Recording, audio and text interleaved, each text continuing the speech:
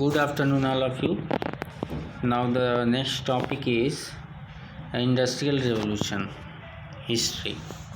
Okay, during the 18th century, after 1750, England had gone through the phase of Industrial Revolution. 1750 का जो phase था 18th century का, उसमें England में industrial revolution हुआ. Now machines were used. इसको थोड़ा बड़ा कर दें. Now machines were used for domestic manufacturing and production of goods in factories instead of artisans. As a result, the character of the English economy changed. Also, the pattern of England's external trade and relations with countries like India and capitalism emerged as the basic of economy. जो French revolution हुआ, जो industrial revolution हुआ England में, तो England ने क्या किया, अपनी इकोनॉमी को चेंज करने के लिए सारे एक्सटर्नल ट्रेड और उसके रिलेशन को बढ़ाना शुरू कर दिया, इंडिया, चाइना, ये सब से. तो capitalism required constant expansion of the territories of source of raw materials and markets to sell the manufactured good. The market became profit and competition based. Further rivalries and conflict revolved and spread to other parts of the world and often converted the countries into colonies like India. The industry production marked a drastic change from the previous system. It not only led to large scale production of goods in the factory but also replaced manual labor. England has the advantage of superior technology and so was able to achieve mass production of goods at a cheaper. इस revolution में क्या किया England ने कि अपने सामान को सबसे कम दामों में बनाने का प्रयास किया और मैनुअल लेबर का यूज किया. प्रोडक्शन अच्छा किया, फैक्ट्रियों में मैनुअल लेबर का यूज किया, सुपीरियर टेक्नोलॉजी का यूज किया और अच्छा प्रोडक्शन किया, सस्ते में अच्छा प्रोडक्शन किया. इस वजह से इंग्लैंड में ये चीज़ फ्लरिश कर गई, इंडस्ट्रियल रेवोल्यूशन. ओके, उसके बाद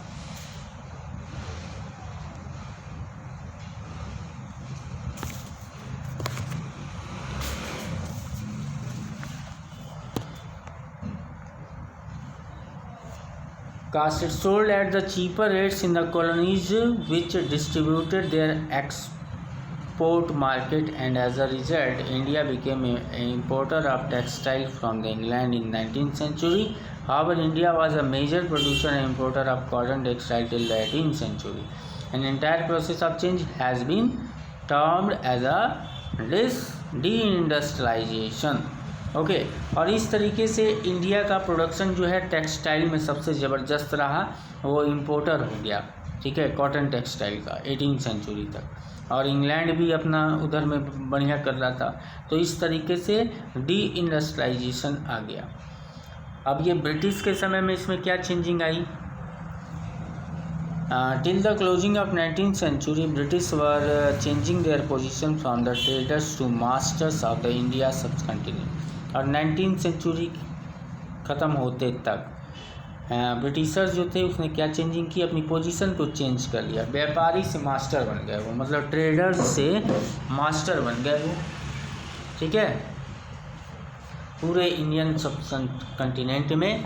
Acquisition and expansion of the territorial possession in India increased the involvement of the East India Company in tax collection, particularly revenue from land.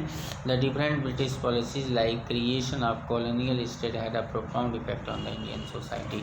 और उन लोगों ने क्या किया, मास्टर बनने के बाद ये लैंड पे टैक्स लेना शुरू कर दिए और इस तरीके से पूरी इंडियन सोसाइटी को इनकी पॉलिसीज जो है अफेक्ट करी.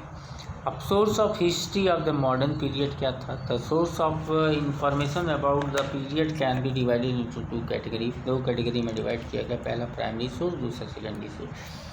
प्राइमरी सोर्स इंक्लूड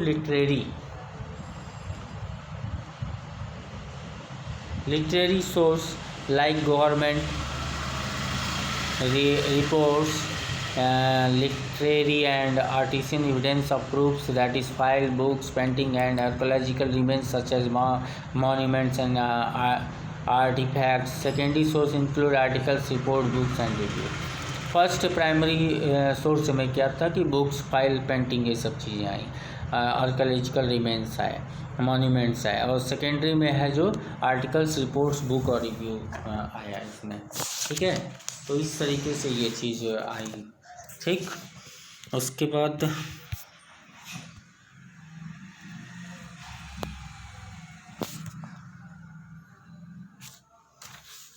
फिर है these literary and documented source of modern period distinguish it from the earlier period which dependent on source like archaeological excavations, fossils remain, cave painting, pottery, coinage, biographies of the rulers, traveler etc. तो ये सब सारी चीज़ें जैसे archaeological remains हुए, fossil remains हुए, cave painting हुई, ये सब डॉक्यूमेंट जो है मॉडर्न पीरियड को डिस्टिंग्विश करते हैं। Written source are available not only in Hindi and English but also in regional language. और रिटेन सोर्स जो थे वो हिंदी इंग्लिश में ही नहीं थे, ठीक है, अदर लैंग्वेज में भी थे। These sources illuminate administrative, political, constitution, social, economic, culture and religious aspect of Indian history from the early day of British settlement in India till the left 1947। और ये 1947 तक ये settlement in British settlement India में रहा। ठीक है, these actual record of government of British and in India are available in the national archive of India in New Delhi, जो आज भी न्यू दिल्ली में है, national archive of India. Many travelers, traders, missionaries and civil servants who came in India 18th century and 19th century kept and left account of their experience of the country। और 18 और 19th century में जितने भी traveller India में आए उन लोगों ने भी अपना अपना एक्सपीरियंस दिया था जो आज भी पड़ा हुआ है। अब चेन ऑफ इन्वेंशन क्या था?